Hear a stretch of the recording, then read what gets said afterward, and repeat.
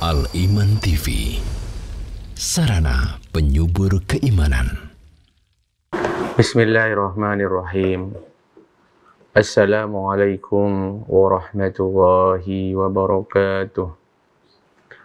Innal hamdalillah nahmaduhu wa nasta'inuhu wa nastaghfiruh wa na'udzu billahi min syururi anfusina wa sayyiati a'malina.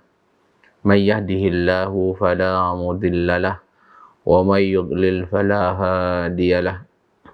Wa ashhadu an la ilaha illallah wahdahu la syarika lah wa ashhadu anna Muhammadan abduhu wa rasuluh. Allahumma salli ala Muhammad wa ala alihi wa sahbihi wa sallim tasliman katsira. Amma ba'd. Ikhwatal iman, saudara-saudaraku yang aku cintai karena Allah Subhanahu wa taala, para pemirsa Al-Iman TV dan saudaraku para pendengar radio Suara Al-Iman. Alhamdulillah, marilah kita senantiasa bersyukur kepada Allah Subhanahu wa taala atas berbagai macam kenikmatan yang ada pada diri kita, yang kita dapati. Sesungguhnya semua nikmat-nikmat yang kita dapati itu adalah kenikmatan dari Allah Subhanahu wa taala, dan ketahuilah Allah memerintahkan kita untuk mensyukurinya, dan Allah menjanjikan tambahan nikmat bagi hamba-hambanya yang mensyukurinya. La in syakartum la azidannakum wa la in kafartum inna azabi lasyadid. Jika kalian bersyukur, pasti aku tambahkan untuk kalian, dan jika kalian kufur, sesungguhnya adabku sangat pedih. Saudara-saudaraku rahimani wa rahimakumullah, kita akan melanjutkan kajian kitab Ad-Da' wa Dawa karya Al-Imam Ibnu Qayyim al-Jauziyah rahimahullahu ta'ala rahmatan wasi'ah. Pembahasan kita masih seputar pengaruh buruk atau bahaya akibat perbuatan dosa atau perbuatan maksiat. Di sini dikatakan anna al-ma'asiya tusidul aqla. Di antara pengaruh dari kemaksiatan apabila dikerjakan, bahwasanya maksiat-maksiat itu dapat merusak akal. Jadi maksiat itu dapat merusak akal. Fa inna lil aqli nuran, karena akal itu ada cahayanya. Akal itu ada cahayanya. Wal maksiyatu tudfi'u nural aqli wala bud. Dan kemaksiatan itu dapat memadamkan cahaya akal, dan itu pasti. Wa idza tufi'a nuruhu dha'ufa wa naqas. Dan bila cahaya akal itu menjadi padam, maka akal pun menjadi lemah dan berkurang kekuatannya. Jadi setiap akal manusia itu memiliki cahaya, dan cahaya inilah sumber kekuatan akal itu sendiri. Semakin kuat cahaya akal, maka semakin kuat pula kemampuan akal itu sendiri. Dan apabila cahaya akal seorang itu berkurang. Bahkan kalau sampai hilang, maka kekuatan dan kemampuan akal juga berkurang sesuai dengan kadar berkurangnya cahaya tersebut. Dan kemaksiatan itu dapat mengurangi, bahkan dapat memadamkan cahaya akal. Jadi setiap seorang hamba berbuat suatu dosa, maka dosa itu benar-benar berpengaruh pada cahaya akal. Ya, jadi jangan menggampangkan suatu dosa, meskipun kelihatannya kecil. Sebab di antara akibatnya dapat tadi mengurangi dan bahkan bisa jadi dapat memadamkan cahaya dari akal ini. Dan apabila akal sudah lemah gara-gara cahayanya lemah, maka dampaknya akan membuat pemiliknya tidak dapat atau sulit untuk membedakan yang hak dan yang batil, membedakan mana jalan keselamatan dan mana jalan keburukan. Atau akal karena sudah lemah, maka fungsinya pun yang pada hakikatnya adalah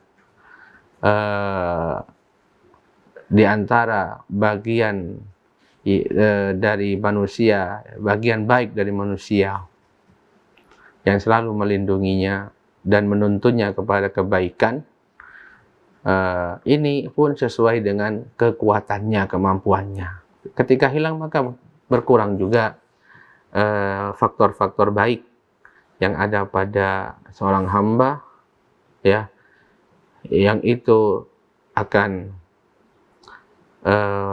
membuat faktor-faktor buruk semakin berkuasa. Wa qala ba'du salaf ma asawahu ahadun hatta yaghiba aqluhu. Beberapa ulama salaf berkata, tidaklah seseorang itu memaksiati Allah Subhanahu wa taala kecuali karena akalnya telah hilang. Lihat ucapan yang indah sekali. Tidaklah seorang itu memaksiati Allah Subhanahu wa taala melainkan akalnya telah hilang. Wa hadza zahiran, dikatakan di sini, dan ini nyata. Bagaimana itu? Law hadarahu aqluhu lahajazahu anil maksiyah. Seandainya akalnya benar-benar ada, dan berfungsi baik, pasti akalnya akan mencegah dia dari memaksiati Allah Subhanahu wa taala. Wa huwa fi qabdati rabbi. Karena akalnya berfungsi dan mengatakan bahwasanya dia itu ada di genggaman Allah yang dia maksiati. Wa tahta qahrihi, di bawah kekuasaan Allah. Wa huwa muttali'un alaih, dan Allah senantiasa mengawasi dia. Wa fi darihi wa ala basatihi, dan ada di bawah kekuasaannya. Wa malaikatuhu syuhudun alaihi nadhiruna ilaihi, dan para malaikat Allah selalu mengawasinya dan selalu melihatnya. Wa wa'idul Qur'an yanhahu, nasihat-nasihat Al-Quran mencegahnya. Wa wa'idul iman yanhahu, nasihat iman, nasihat peringatan dari keimanan pun mencegahnya. Wa wa'idul mauti yanhahu, nasihat dari kematian, yaitu dengan mengingat kematian, bahwasanya dia akan mati, dia akan mempertanggungjawabkan apa yang dosa yang dia lakukan, itu juga mencegahnya. Wa wa'idun nari yanhahu, dan nasihat dari pedihnya siksa neraka juga mencegahnya. Walladzi yafutuhu bil ma'siyah min khairil dunya wal akhirah ad'af wa ad'af ma yasulu lahu minas sururi wal ladzah biha. Dan yang hilang dari dia atau yang akan terlewat olehnya disebabkan dia melakukan maksiat ini, apakah itu kebaikan dunia terlebih kebaikan akhirat, itu jauh lebih banyak berkali-kali lipat dari kesenangan atau kelezatan yang dia raih karena maksiat tersebut. Lihat, berapa faktor tadi? Banyak faktor tadi dijelaskan. Bagaimana dampak maksiat yang sangat besar dan bagaimana faktor-faktor tersebut sebenarnya itu adalah faktor-faktor yang dapat mencegah dia dari akhirat, dari apa? Dari berbuat maksiat tadi. Oleh karena itu tidaklah dia melakukan kemaksiatan melainkan karena akalnya tidak berfungsi. Karena akalnya tidak berfungsi. Seandainya akalnya berfungsi dengan baik, satu alasan tadi, satu saja di antara banyak alasan tadi, sudah cukup untuk mencegah dia dan menghalanginya dari memaksiati Allah Subhanahu wa Ta'ala. Tadi sebut, saya ulangi tadi, kata beliau, kalau akal kita berfungsi dengan baik, hidup, dan ketika kita hendak memaksiati Allah SWT, maka cukup satu saja. Contoh, kita ingat bahwasanya kita itu ada di genggaman Allah Subhanahu wa Ta'ala. Allah menguasai kita. Lah, kenapa kita kok berani-beraninya memaksiati Allah Subhanahu wa Ta'ala?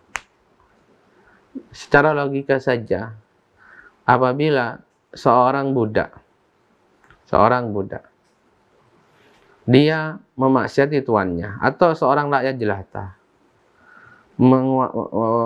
memaksiati raja yang berkuasa di sana, sementara dia berada di hadapan dan di bawah kekuasaan raja atau tuannya tersebut. Tuannya melihatnya, menyaksikannya di hadapannya dengan sengaja bermaksiat. Apakah mungkin dia melakukannya? Jawabannya tidak. Nah, belum lagi yang lainnya. Quran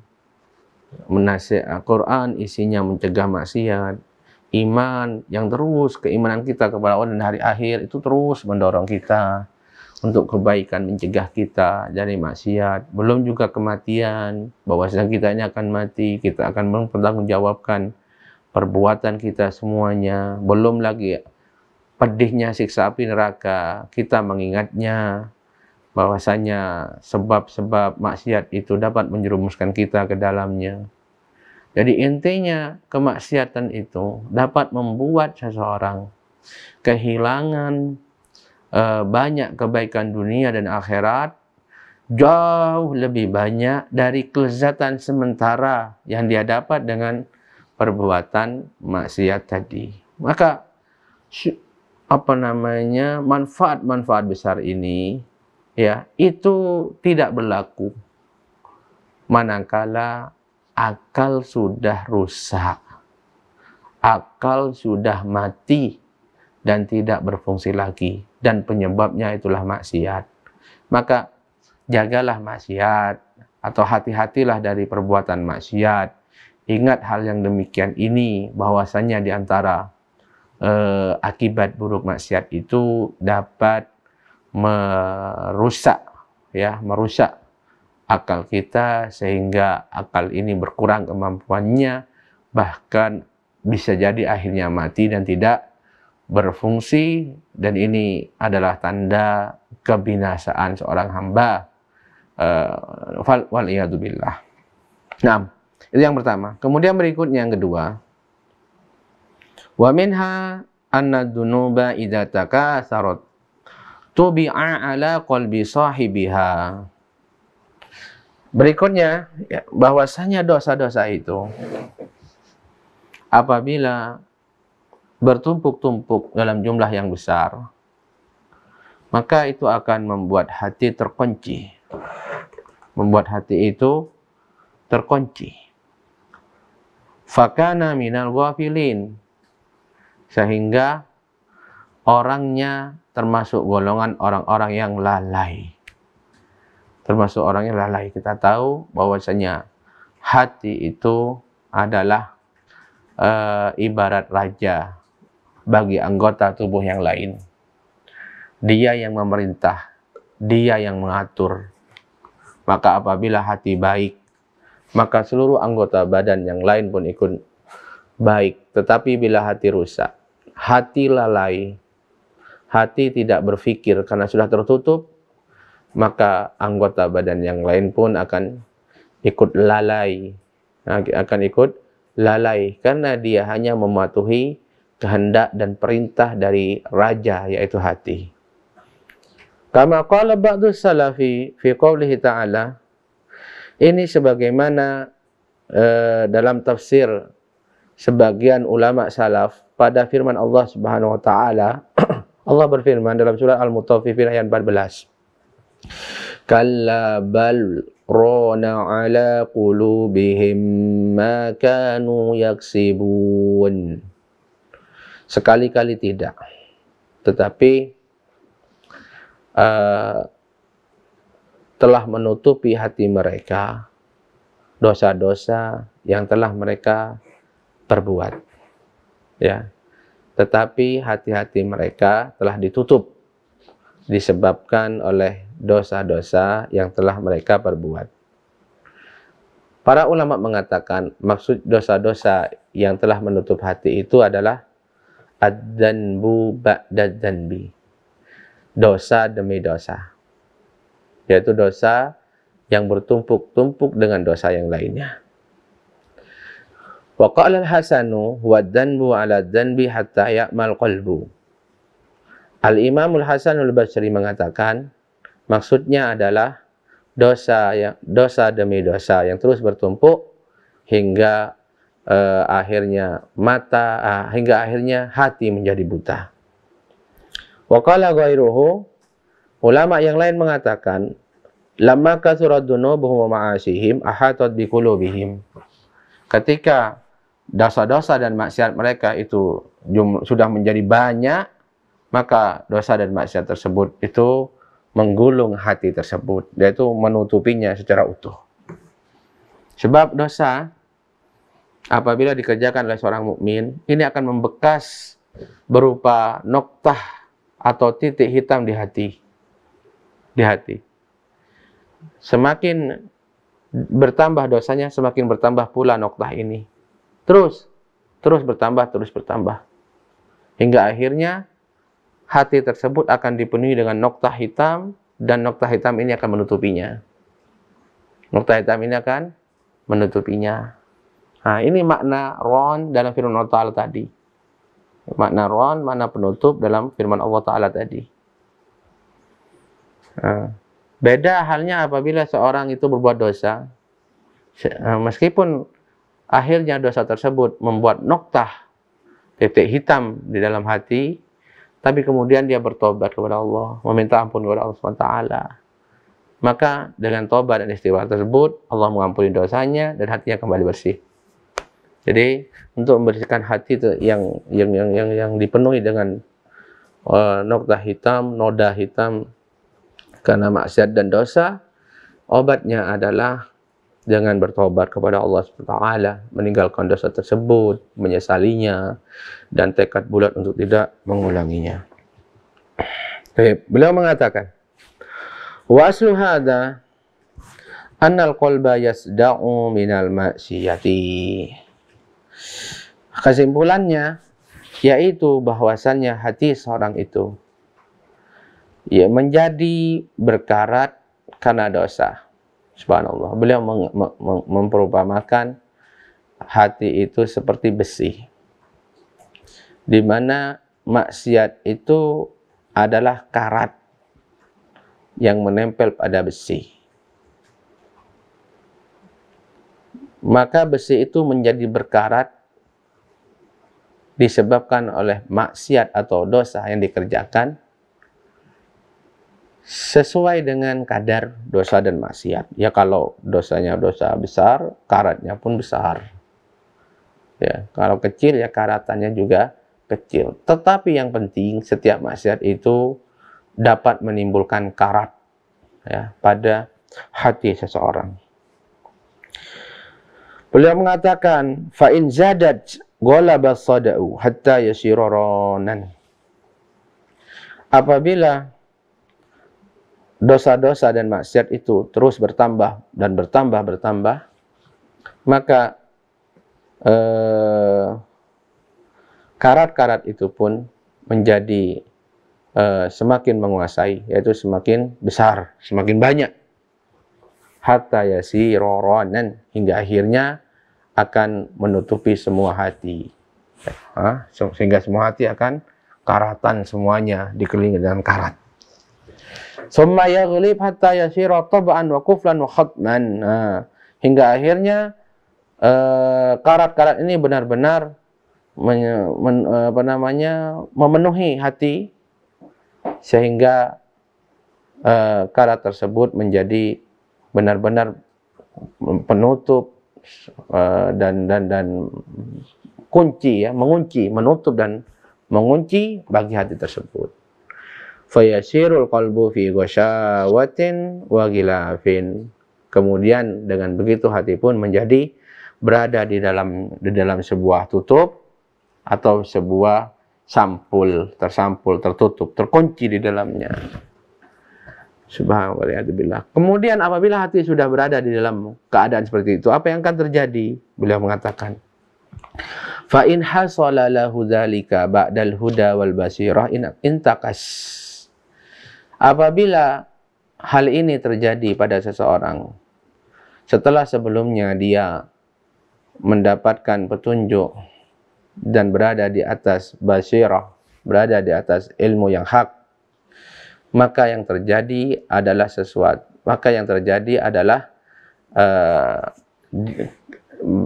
keadaannya terbalik 180 derajat. Fasara a'lahu asfalahu. Yang atas menjadi bawah. Fahina idzin yatawallahu aduwwuhu wa yasuquhu haitsu arad. Maka ketika itu musuhnya pun menguasai dia, dan kemudian musuhnya tersebut yaitu syaitan, musuhnya yang nyata, mengarahkan dia, menyetir dia sesuai dengan kehendaknya. Dia nggak bisa berkuasa. Semuanya dikendalikan oleh syaitan. Sebab hati yang merupakan faktor kebaikan yang paling utama, ya, yang mendorong dia kepada ketaatan dan kebaikan, dan yang mencegah dia dari maksiat dan keburukan, sudah tidak bisa apa-apa, sudah terkunci dia sudah tertawan, tidak berfungsi sekarang, sehingga musuhnya pun bebas berbuat apa saja, ya, menyetir dirinya. Dan tentunya kalau apabila musuh yang sudah menguasai, tidak ada kebaikan di sana, tidak ada kebaikan di sana. Oleh karena itu, tidak jarang kita mendapati satu keadaan kita, kok kita itu merasakan seolah-olah mudah sekali berbuat maksiat, mudah sekali berbuat keburukan, sementara berat rasanya untuk mendatangi kebaikan-kebaikan. Nah, di antara sebab utamanya kemungkinan besar yaitu memang karena hati kita sudah berkurang fungsinya, atau bahkan sudah tidak berfungsi, sehingga musuh syaitan dan para pendukungnya seperti korin atau jiwa ammarah bisu, ya kan, jiwa buruk yang selalu mengajak kepada keburukan itu punya kebebasan lebih leluasa lagi untuk menyerang diri kita, untuk mengatur, karena dialah sekarang yang menguasai diri kita. Nah, maka sekali lagi hati-hati, jangan sampai ini diantara bahaya apabila atau ketika hati seorang hamba itu telah terkunci, dan itu penyebab utamanya adalah maksiat yang dilakukannya. Maka hati-hati, jangan sampai kita menggampangkan, meremehkan atau bermudah-mudah dengan suatu maksiat, meskipun itu kecil tapi akibatnya sangat besar, sangat fatal, dan ini membahayakan kita. Dan dalam keadaan ini seorang hamba sudah hampir binasa, atau bahkan bisa dikatakan sudah binasa, kecuali yang dirahmati oleh Allah Subhanahu wa ta'ala. Nah, kemudian berikutnya, saudara-saudara seiman rahimani wa rahimakumullah, di antara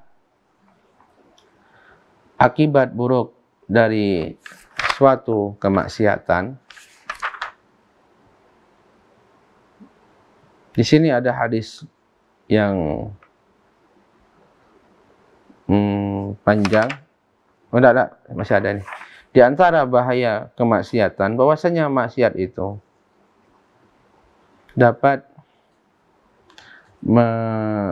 menyebabkan laknat, dapat menyebabkan laknat dari Rasulullah Shallallahu Alaihi Wasallam. Beliau berkata di sini, anna dzunuba tudkhilul abda tahta laknati Rasulillah Shallallahu Alaihi Wasallam. Bahwasanya perbuatan dosa dan maksiat itu dapat membuat seorang hamba masuk dalam laknat Rasulullah, laknatnya Rasulullah Shallallahu Alaihi Wasallam. Wal'iyadu billah. Ini adalah adab yang sangat menyakitkan, siksa yang sangat menyakitkan. Bagaimana tidak? Karena yang melaknat kita adalah orang yang paling kita cintai. Orang yang paling kita cintai.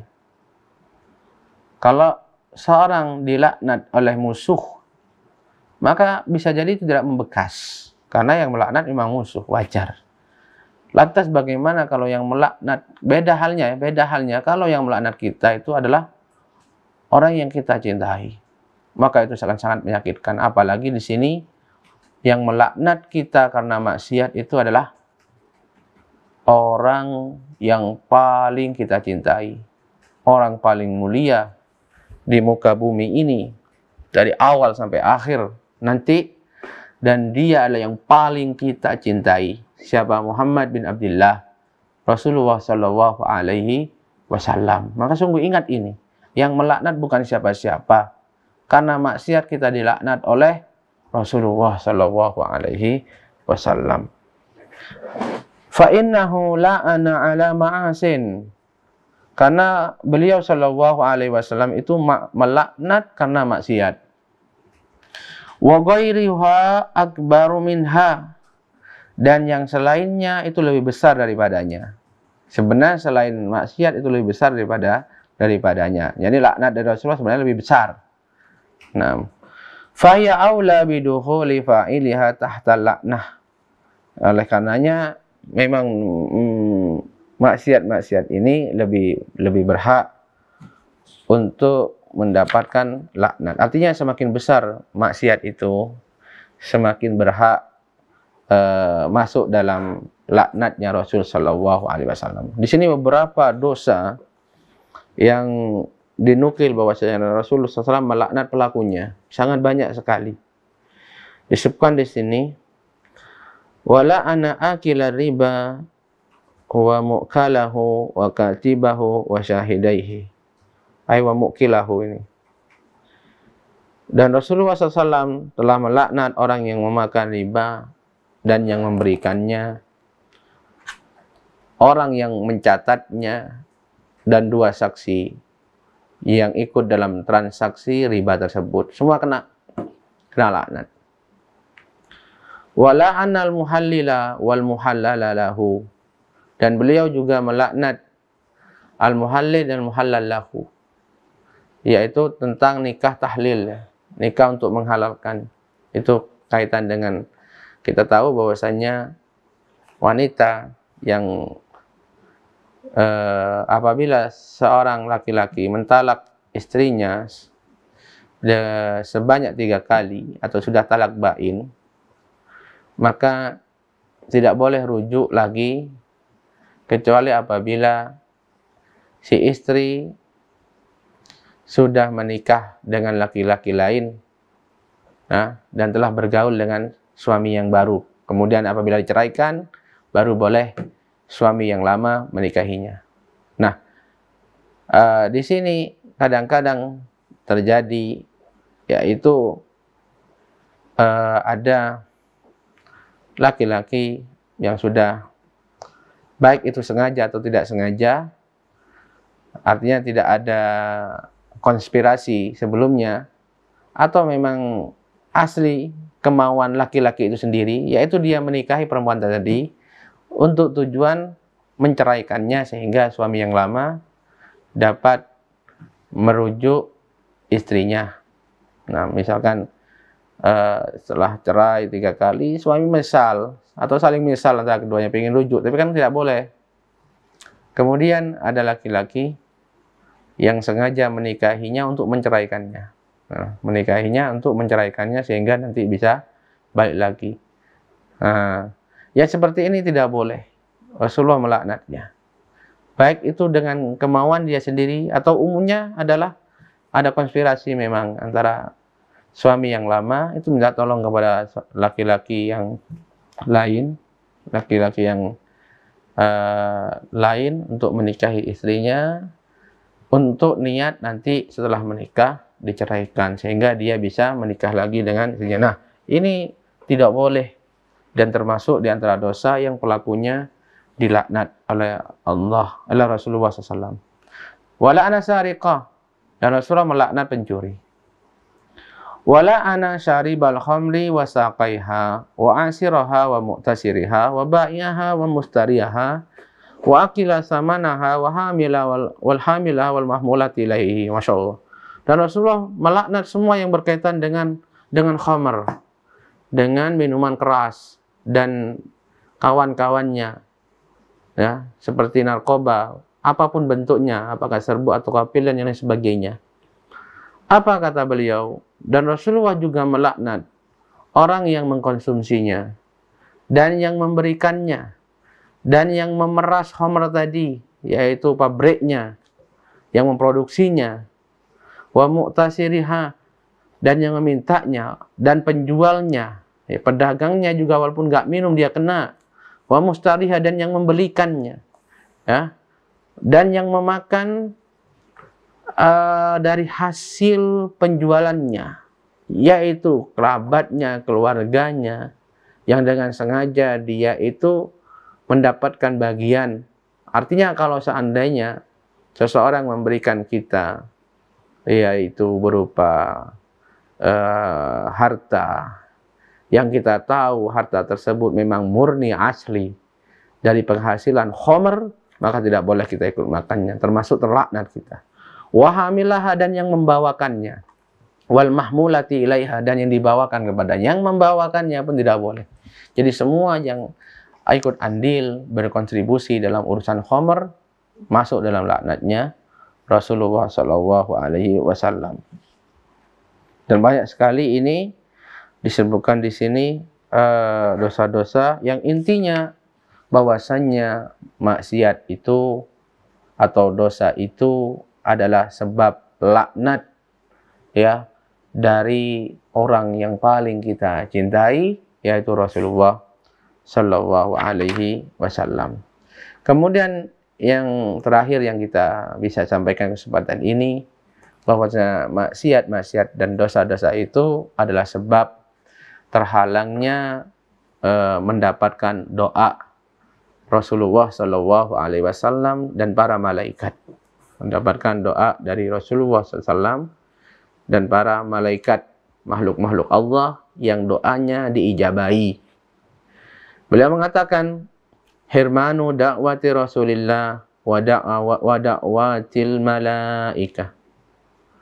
Di antara akibat buruk karena maksiat dan dosa, yaitu tidak mendapatkan doa Rasulullah dan doa-doa para malaikat. Fa inna Allah subhanahu amara nabiyahu an yastaghfira lil mu'minina wal mu'minat. Karena sesungguhnya Allah Subhanahu wa taala itu telah memerintahkan nabinya Shallallahu Alaihi Wasallam memintakan ampunan bagi orang-orang beriman laki-laki dan perempuan. Allah berfirman, alladzina yahmiluna al-arsha wa man hawlahu yusabbihuna bihamdi rabbihim wa yu'minuna bihi wa yastaghfiruna lilladzina amanu. Dan para malaikat yang membawa, ya, para malaikat yang membawa arsy dan semua yang ada di sekitarnya, mereka bertasbih dengan memuji Tuhannya dan beriman kepadanya dan memintakan ampun untuk orang-orang yang beriman. Rabbana wasi'ta kulla shay'in rahmatan wa ilma faghfir lil ladzina tabu wattaba'u sabilaka wa qihim adzabal jahim. Katanya, ya Rabb kami, rahmatmu dan ilmumu mencakup segala sesuatu. Maka ampunilah orang-orang yang bertobat dan orang-orang yang mengikuti jalanmu, dan lindungilah mereka dari azab api neraka. Rabbana wa adkhilhum jannati adnin allati wa'adtahum wa man salaha min abaihim wa azwajihim wa dzurriyyatihim innaka antal azizul hakim. Ya Tuhan kami, masukkanlah mereka ke dalam surga-surga Aden yang Engkau janjikan kepada mereka, dan orang-orang yang layak, orang-orang yang berhak, yang soleh dari kakek moyang mereka, dari kakek nenek mereka, istri-istri mereka, dan keluarga mereka. Sesungguhnya Engkau Maha berkuasa dan Maha bijaksana. Wa qihim sayyi'at, lindungilah mereka dari keburukan-keburukan. Wa man ittaqis sayyi'ati yauma idzin faqad rahimtah. Barang siapa yang menjaga dirinya dari keburukan-keburukan pada hari itu, maka dialah yang Kau sayangi, maka dialah yang Kau rahmati. Wa dzalika huwal fawzul adzim. Itulah kemenangan yang agung yang sebenarnya. Apa kata beliau? Disebutkan di sini. Wa hadza du'aul malaikah lil mu'minin at-tabi'in al-muttabi'ina li kitabihi wa sunnati rasulihil ladina la sabila lahum ghairuhuma. Ini tadi merupakan doa para malaikat. Bagi siapa? Bagi orang yang beriman, yang bertobat kepada Allah, yang mengikuti kitabnya dan sunnah Rasulnya Shallallahu Alaihi Wasallam, yang tidak ada jalan keselamatan bagi mereka kecuali duanya. Fala yatma'u ghairu haula bi ijabati hadid da'wah idza la yattasil bi sifatil mad'uwi lahu biha. Dan jangan berharap, ya, mendapatkan doa mereka itu, ya, kecuali apabila pada dirinya terdapat sifat dari sifat-sifat yang ditunjukkan tadi.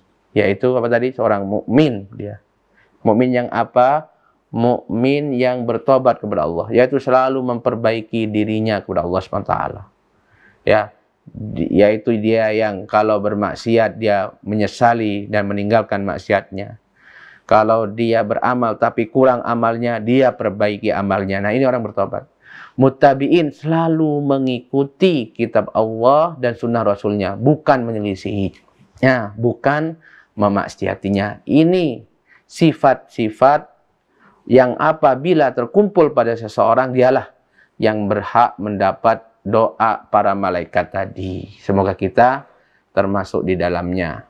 Dan semoga kita termasuk orang-orang yang diselamatkan oleh Allah Subhanahu wa Ta'ala dari kemaksiatan-kemaksiatan, dijauhkan darinya, dan kita termasuk golongan orang-orang yang diberikan taufik untuk segera bertobat apabila jatuh di dalam kemaksiatan. Demikian yang dapat disampaikan dalam kesempatan ini, semoga bermanfaat.